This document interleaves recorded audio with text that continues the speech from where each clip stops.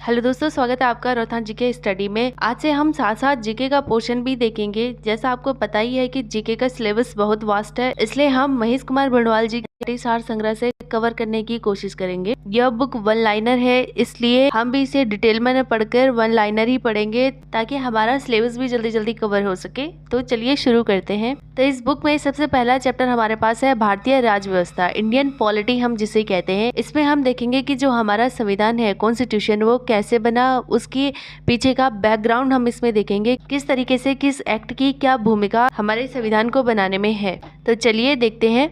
भारत का संवैधानिक विकास। भारत का संवैधानिक विकास मतलब जो कॉन्स्टिट्यूशन हमारे बना है उसका डेवलपमेंट कैसे हुआ है। मैं उम्मीद कर रही हूँ कि आपके पास ये एनसीईआरटी की बुक होगी और आप इसे ओपन करके देखिए। एक एक करके हम देखते जाते हैं, पढ़ते जाते हैं। तो चलिए देखते हैं कि भारत का संवैधानिक विकास, जो भारत है इसका कॉन्स्टिट्यूशनल डेवलपमेंट कैसे हुआ। जो हमारा कॉन्स्टिट्यूशन आज की डेट में बना हुआ है वो कैसे बना। तो हमको पता है कि यहाँ पे इंडिया में बहुत सारी कंपनीज आई सबसे पहले। तो उनमें से एक कंपनी थी ईस्ट इंडिया कंपनी, जो कि 1600 ईस्वी में भारत आई थी। शुरुआत में तो इस कंपनी का मकसद ट्रेड करना था और पैसे कमाना था, लेकिन बाद में धीरे धीरे यहाँ पे ये रूल करने लग गए। और रूल करने के लिए ईस्ट इंडिया कंपनी के टाइम पे कौन कौन से एक्ट आए, और फिर जब बाद में 1857 की क्रांति हुई, जो कि महान क्रांति मानी जाती है, इतिहास में आपने पढ़ा होगा। इसके बाद कौन कौन से नियम आए, अधिनियम आए, जिसने कि हमारे कॉन्स्टिट्यूशन को बनाने में एक महत्वपूर्ण भूमिका निभाई।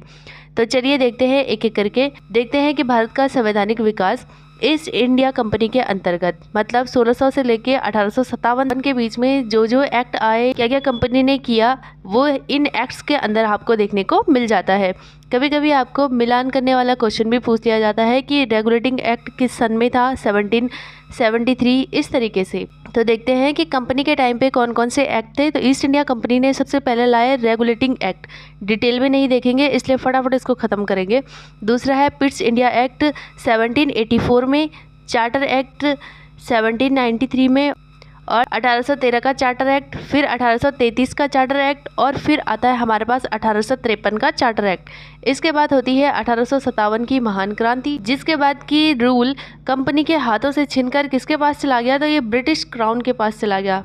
अभी तक हमने देखा कि 1764 के बक्सर के युद्ध के बाद जो शासन था वो ईस्ट इंडिया कंपनी के पास चला जाता है, लेकिन बाद में 1857 की क्रांति के बाद में ये ब्रिटिश क्राउन के अंडर चला जाता है। मतलब कि जो एलिजाबेथ है वो ब्रिटेन से ही क्या बनाने लगी थी, लॉ बनाने लगी थी इंडिया के लिए। तो उसके बाद कौन कौन से नियम आए, तो उसके बाद आया 1858 का नियम, फिर आता है आपका भारत परिषद अधिनियम 1861, और जिसमें कि हमको पोर्टफोलियो सिस्टम देखने को मिलता है 1861 के। इसके बाद आता है भारत परिषद अधिनियम 1852, फिर आता है 1909 का भारत शासन अधिनियम, जिसे कि माल्य मिंटो रिफॉर्म भी कहते हैं, और इसके बाद आता है हमारे पास 1919 का भारत शासन अधिनियम, जिसे हम मॉन्टेग्यू चेम्सफोर्ड रिफॉर्म भी कहते हैं।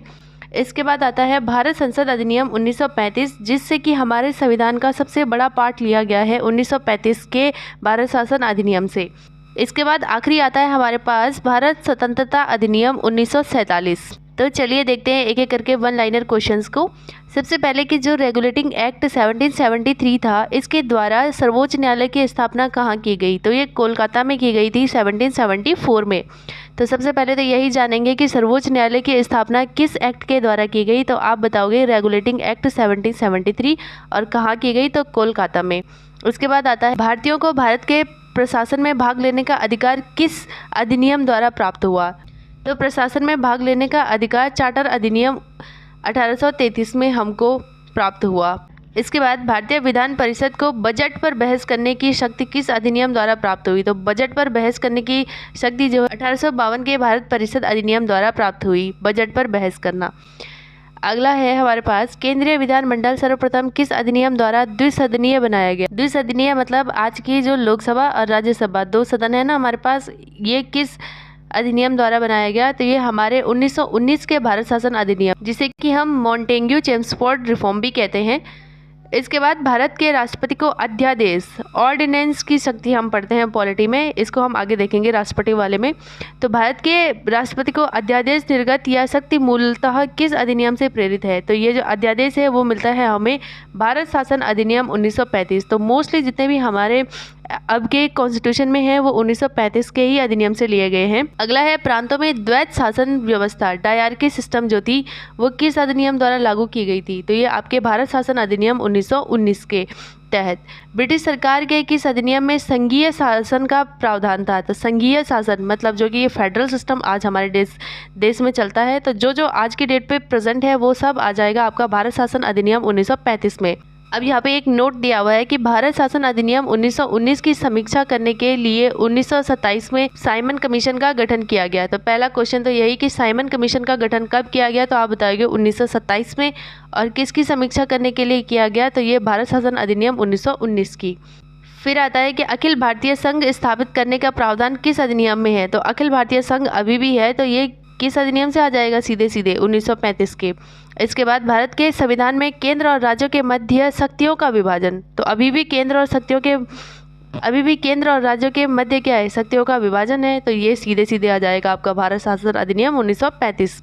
एक निर्वाचित संविधान सभा द्वारा भारत के संविधान का निर्माण करने का प्रस्ताव किसके द्वारा दिया गया था? तो ये क्रिप्स मिशन द्वारा दिया गया था। फिर है कि भारतीय संविधान सभा का गठन किसके अंतर्गत किया गया? तो संविधान सभा जिसने कि क्या बनाया? हमारा संविधान बनाया, कॉन्स्टिट्यूशन असेंबली हमारी, वो कैबिनेट मिशन 1946 के अंतर्गत आती है। कैबिनेट मिशन अलग है और क्रिप्स मिशन अलग है। इसके बाद कैबिनेट मिशन द्वारा प्रस्तुत योजना के अनुसार संविधान सभा में प्रांतों से प्रतिनिधियों का निर्वाचन किस अनुपात में किया गया था? तो 10 लाख की जनसंख्या पर एक सदस्य के अनुपात में। अगला है हमारे पास भारतीय संविधान का निर्माण करने वाली संविधान सभा के सदस्यों का चुनाव किसके द्वारा किया गया? तो विभिन्न प्रांतों की विधानसभाओं द्वारा। अभी हमने देखा कि प्रतिनिधि चुने गए थे 10 लाख जनसंख्या पर एक सदस्य। अब क्या होता है कि कॉन्स्टिट्यूशन बनाने से पहले बनती है एक कॉन्स्टिट्यूशन असेंबली। तो उस कॉन्स्टिट्यूशन असेंबली में कौन क्या था, जिसे कि हम अंतरिम सरकार भी कहते हैं। अंतरिम सरकार 1946 में किस सदस्य को कौन सा डिपार्टमेंट मिला हुआ था, ये देखेंगे। तो इसमें पहला है जवाहरलाल नेहरू, जो कि राष्ट्रमंडल संबंधी तथा विदेशी मामलों के मंत्री हुआ करते थे। फिर सरदार वल्लभ भाई पटेल, यह गृह सूचना एवं प्रसारण मंत्रालय इनके पास था। फिर डॉक्टर राजेंद्र प्रसाद, खाद्य एवं कृषि मंत्रालय। जॉन मथाई, उद्योग एवं नागरिक आपूर्ति। तो क्वेश्चन इस तरीके से आता है कि अंतरिम सरकार में श्रम मंत्रालय के सदस्य कौन थे, या फिर खाद्य एवं कृषि मंत्रालय के सदस्य कौन थे? तो आप बताओगे डॉक्टर राजेंद्र प्रसाद। इसी तरीके से जगजीवन राम, जो कि श्रम विभाग के सदस्य थे। इसके बाद आता है सर बलदेव सिंह, जो कि रक्षा विभाग के उस टाइम पे सदस्य थे। लियाकत अली खान, वित्त। और सी राजगोपालाचार्य, शिक्षा एवं कला। इसके बाद फिर से वन लाइनर, भारत की संविधान सभा की पहली बैठक कब हुई थी? संविधान सभा की पहली बैठक जो थी 9 दिसंबर 1946 को हुई थी। तो भारत की संविधान सभा की पहली बैठक हुई थी 9 दिसंबर 1946 को। फिर भारतीय संविधान का प्रथम प्रारूप फर्स्ट ड्राफ्ट किसके द्वारा बनाया गया था? तो ये सर BN राव द्वारा बनाया गया था। मतलब कैसा हमारा संविधान होना चाहिए, ये सबसे पहले विचार किसके मन में आया? तो आप बताओगे सर BN राव के मन में आया। नेक्स्ट है संविधान सभा का स्थायी अध्यक्ष। तो स्थायी अध्यक्ष किसे चुना गया? डॉक्टर राजेंद्र प्रसाद को। तो जब संविधान सभा की पहली बैठक हुई थी, तो हमने देखा कि संविधान सभा की पहली बैठक हुई 9 दिसंबर 1946 को। तो इसमें सबसे पहले बनाया गया अस्थायी सदस्य बनाया गया था सच्चिदानंद सिन्हा जी को। उसके बाद उसी के कुछ दिन बाद फिर से संविधान सभा की बैठक होती है और उसमें स्थायी सदस्य को चुन लिया गया। तो स्थायी सदस्य थे डॉक्टर राजेंद्र प्रसाद। नेक्स्ट है संविधान सभा में पंडित नेहरू द्वारा उद्देश्य प्रस्ताव कब प्रस्तुत किया गया? तो 3 दिसंबर 1946 को प्रस्तुत किया गया। फिर आता है नेहरू द्वारा प्रस्तुत उद्देश्य प्रस्ताव संविधान सभा में कब स्वीकृत किया? ये दो अलग अलग बातें हैं।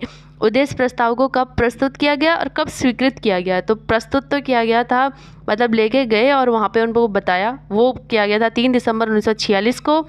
लेकिन उनको स्वीकार कब किया गया? इस उद्देश्य प्रस्ताव को 22 जनवरी 1947 को जो है स्वीकार किया गया।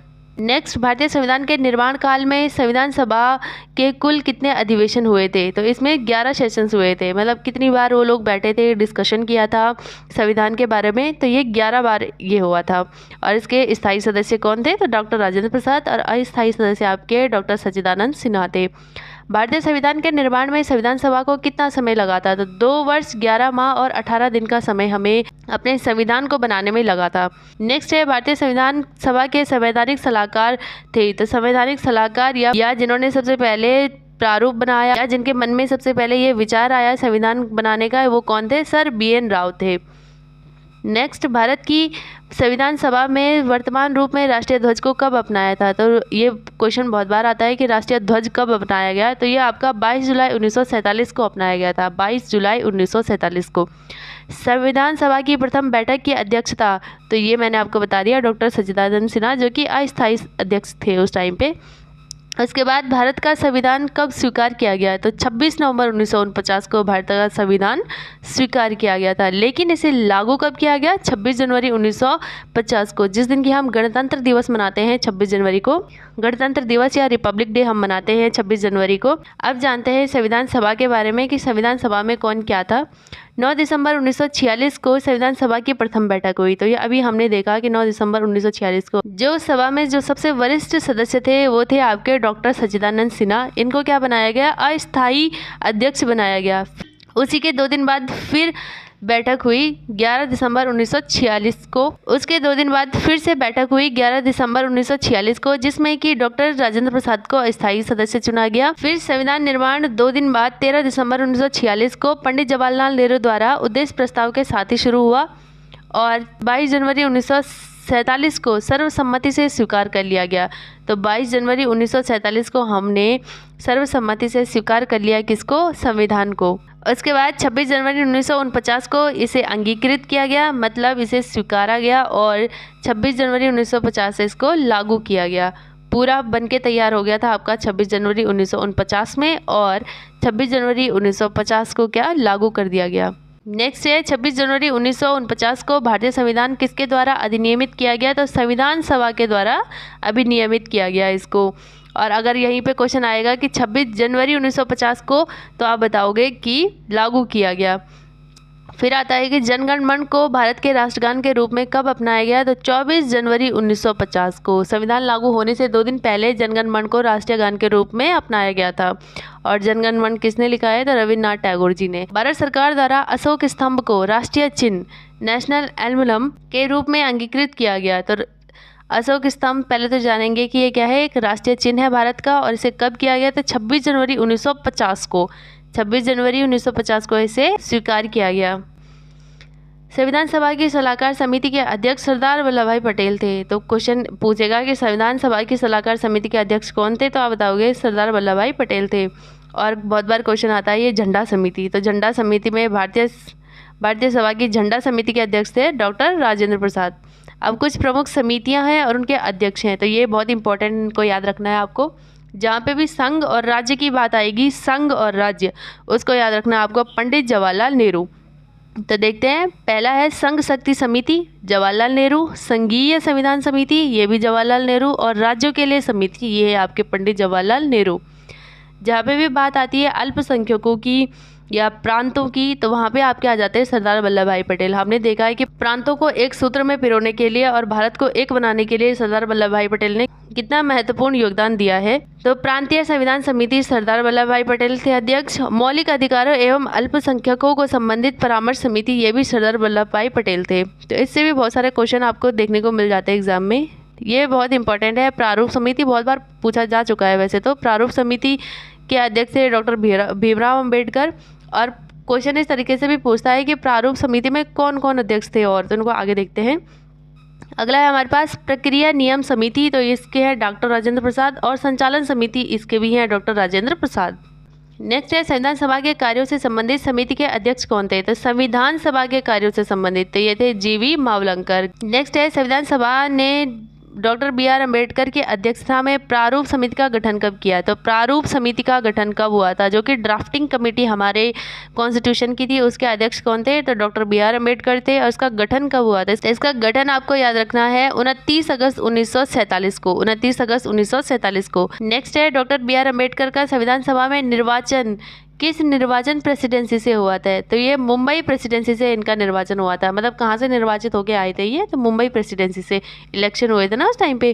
तो 1947 से लेके 50 तक ये मुंबई प्रेसिडेंसी से, और इससे पहले ये बंगाल से चुन के आए थे। बंगाल में 1946 से लेके 47 नेक्स्ट, भारत का संविधान मूलतः 2 भाषाओं में लिखा गया है। 2 भाषाएं इंग्लिश और हिंदी में लिखा गया है। ठीक है, सभी सदस्यों ने इन पर हस्ताक्षर किए हुए हैं।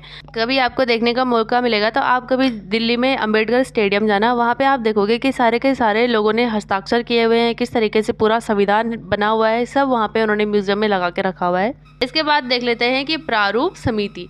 प्रारूप समिति या ड्राफ्टिंग कमेटी ये कब बनी थी? तो ये बनी थी आपके 29 अगस्त 1947 को। इसके अध्यक्ष कौन थे? तो इसके अध्यक्ष थे हमारे पास डॉक्टर BR अम्बेडकर।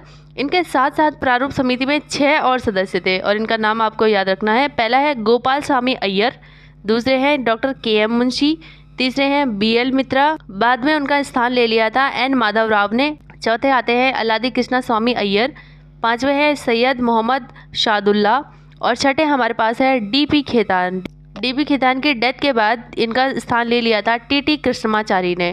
तो इतने नाम आपको याद रखने हैं। टोटल मिला के 8 नेम हो गए हैं, लेकिन सदस्य कितने थे? 6 सदस्य थे। तो इस वीडियो में इतना ही। आपको ये NCERT सार की वीडियो कैसी लगी आप मुझे कमेंट में ज़रूर बताना। तो स्वस्थ रहिए, पढ़ते रहिए, मिलते हैं अगली वीडियो में।